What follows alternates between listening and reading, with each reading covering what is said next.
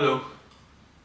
I just want to talk briefly about the two paths forward I see for Ireland uh, that are kind of being laid out in front of us now. I'm not really enthusiastic about either of them, but I just want to give my analysis on what I see going forward.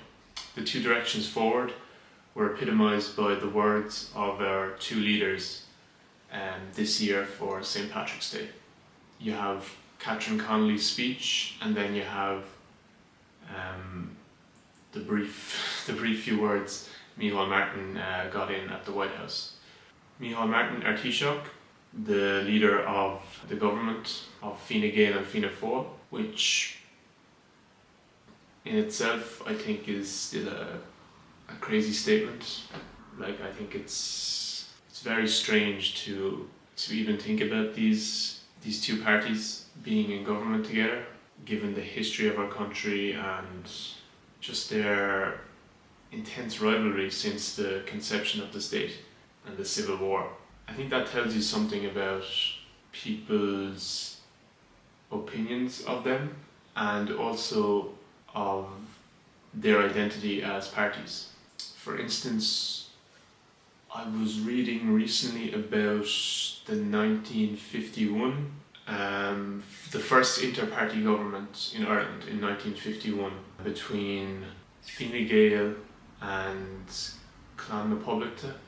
Richard Mulcahy was the leader of Fine Gael, and in order to form the government with Clann na Poblachta, Sean MacBride was the leader of Clann na Poblachta, and he was not happy with Mulcahy's record in the Civil War. So Mulcahy then agreed to step down and let John A. Costello, I think I'm correct, become Taoiseach. And that was just a concession that the leader of Fine Gael made in order to get that government formed and to keep out Fianna Fáil. And 75 years later, it's a very sharp contrast to the identity of the two parties, Fine Gael and Fianna Fáil, the two major political parties agreeing to form a coalition government. This will be portrayed as a positive, and maybe it is to some regard, but maybe it is to some degree, but I don't think it's strategically a good move on either side. I think since you've done that once, the precedence is now there for you to keep doing it again and again. And whatever distinctions there was between your two parties, they've begun to fade, and you're kind of viewed as this coalition, this uniparty, for lack of a better term. And I think it was a really bad move. I see them as a continuation of what has been since the Celtic Tiger and beyond the crash, an economy based very much so and very reliant on multinationals, and we kind of doubled down on that after 2008. And then another thing that I think is characteristic of Fine Gael, Fianna Fáil, and what they believe in is its deference to Europe on things that are very important to Ireland, things that are distinct to Ireland: agriculture, fisheries, immigration, environmentalism. Micheál Martin said we need to focus more on innovation rather than regulation. But he meant that for businesses, to propel the economy. But he did not mean that for agriculture. He didn't mean it for fisheries. He didn't mean it for the environmentalism that's being enforced on Ireland, the restrictions and all these plans to reduce carbon emissions and all that.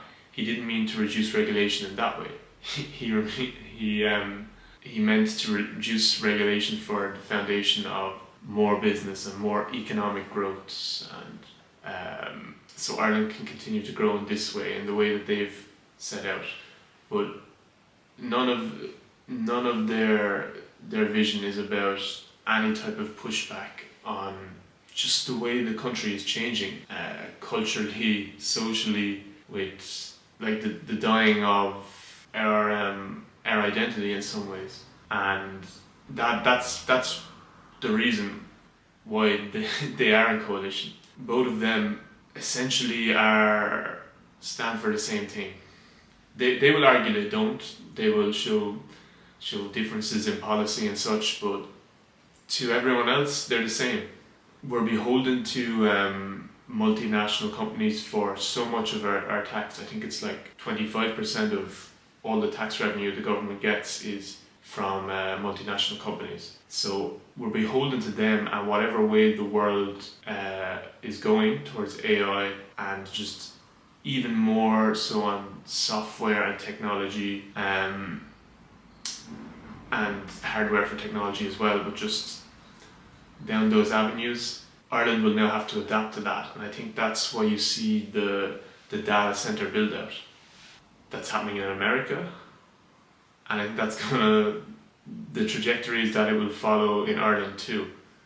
So that's one side of it. And then on the other side of it you have the left. And I'm going to say the left because I think Sinn Féin, Labour, People Before Profit, Social Democrats, I think they characterise themselves as the left, and I think just for coherency. If they were to be elected and form the next government, which I think is a very strong possibility, the things that are proposed by Sinn Féin are more solidarity tax. I think they have a wealth tax commission. It's not ruled out, but it's a possibility maybe, I don't know. I think they want more state borrowing. They want to maybe charge higher taxes, not on multinationals, but on investment funds and banks. And then regarding Ireland's deference to Europe on things like agriculture, fisheries, environmentalism, energy markets, they're not going to change any of that.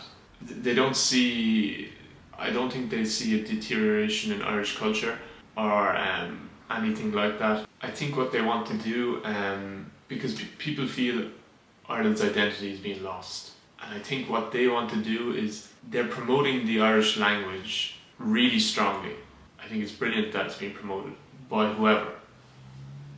But what I would say is don't let the Irish language and its revival be a substitute for the other ways that our culture is being diminished. That's what I would say. I would say they're kind of taking that approach. I think in her speech she said, celebrate our culture, our heritage, our identity and our beautiful language, which sounds great and all that, but she didn't specify what other parts of our culture and our identity.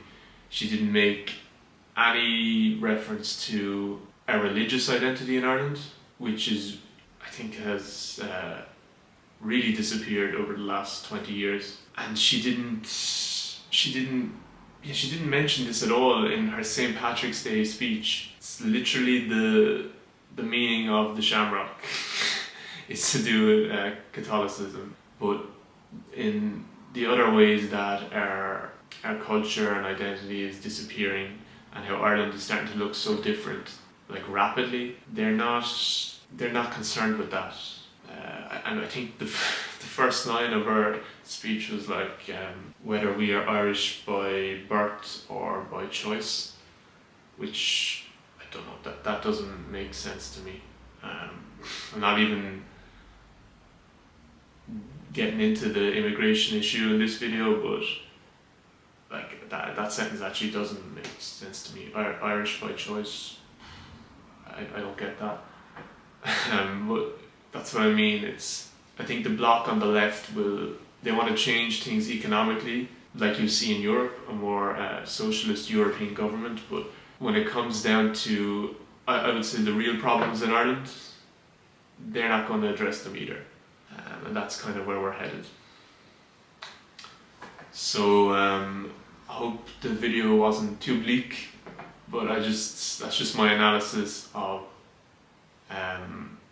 what's being laid out before us for the next general election, whenever that will be.